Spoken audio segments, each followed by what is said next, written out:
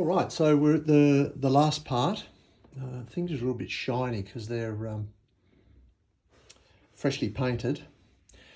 You can see what I've done with this ridge. I've tried to follow the lines that are in the photograph. So I've sort of taken them down. I've got a lovely, I'm really happy with this. I've got a lovely burnt umber coming through the painting. So that's really nice. And I've made these lines. And when I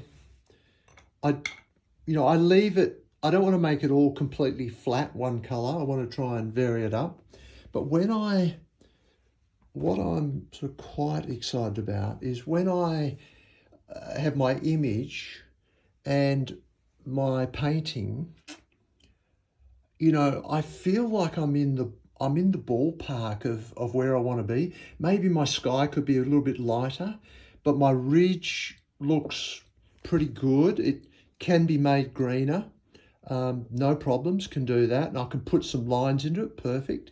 My sand is sort of roughly right, although it could be a slightly. I think this brown here is kind of confusing my eye. So when that becomes more of a blue color, I think this beach will look a lot more natural. And I've just got to put in those rocks, which are like a darky brown. So I'll just show you that part. But overall, I think, to me, I just have to hold it up at a bit of an angle so it's not reflecting so much with the wet paint. I think overall that's looking good. It's looking good. I'm actually pretty excited, but I have to just put a lid on it.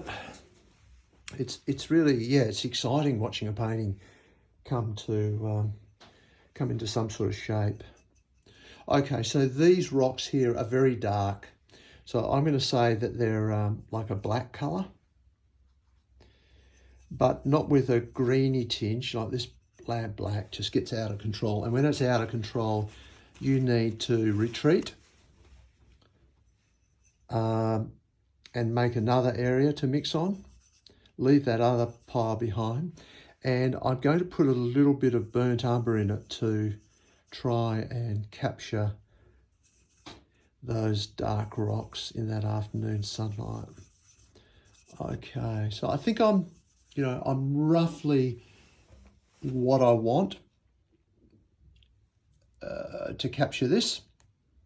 I'm blocking in, so it's just a ballpark kind of approach. I have got some rocks here in the background. I'm going to leave them for the moment for the blocking in, and we'll just put them in as part of the detail. So yeah, I've mixed that. This is a pretty wet painting, so off I go. Oh, it's dark enough. Maybe a bit too dark. Certainly some of it down here is dark. But what I can always do is I can just put a little on and let that burnt umber come back.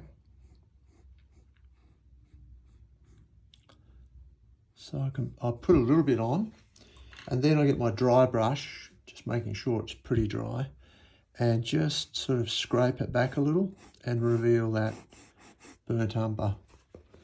So my dry brush had a little bit of white in it, which I didn't want. So I'll just dip that in some terps just to see if I can rub it back a bit. Okay, so I would say this painting is blocked in now. We've covered all the areas. I'm pretty excited. I have got a couple more things to do up in this top corner. I didn't quite get that right. You'll see that most distant ridge is below the horizon line. I'd like that to be the case. And for the moment, I haven't quite nailed that. So I'm going to just have to tidy that up with some blue there and then have it come down below the horizon. But yeah, certainly the blue bit I'll fix up, and then maybe more in the modelling and detail. But yeah, that's week 3. We've blocked in our painting, and then the rest of it should be, the modelling and detail should be really interesting and enjoyable as we kind of have our base well established, and then we're just working with that. Great, we'll finish it there.